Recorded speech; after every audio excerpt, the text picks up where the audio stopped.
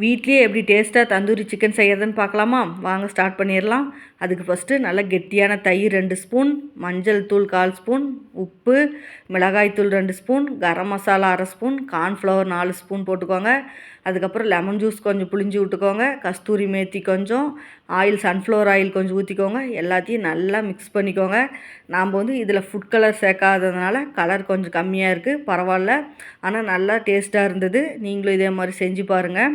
அதுக்கப்புறம் நம்ம கட் பண்ணி வச்சுக்கிற சிக்கனை போட்டு மசாலா எல்லா இடமும் படுற மாதிரி நல்லா தடவி வச்சுருங்க. அதுக்கப்புறம் தட்டு போட்டு மூடி ஃப்ரிட்ஜில் வச்சிடலாம். குறைஞ்சது ஒரு 2 மணி நேரம் நல்லா ஊறட்டும். அப்போ தான் நல்லா டேஸ்ட்டாக இருக்கும். அதுக்கப்புறம் எடுத்து ஓடிஜியில் வச்சிடலாம். ஒரு 1/2 hour கழித்து மறுபடியும் இந்த பக்கம் திருப்பி போடுங்க. நல்லா அப்போ தான் கிறிஸ்பியாக நல்லா வேகும். ஓடிஜி இல்லாதவங்க தோசைக்கல்லில் கூட செய்யலாம். இது வீட்டில் செஞ்ச மயோனஸ் தான். டேஸ்ட்டு சூப்பராக இருந்ததுங்க. நெக்ஸ்ட் வீடியோவில் இது எப்படி செய்யறதுன்னு பார்க்கலாம். செஞ்சு சாப்பிட்டு பார்த்துட்டு எப்படி இருந்துச்சுன்னு கமெண்ட்டில் சொல்லுங்கள். சப்ஸ்கிரைப் பண்ணுங்கள் ஃப்ரெண்ட்ஸ். பாய்.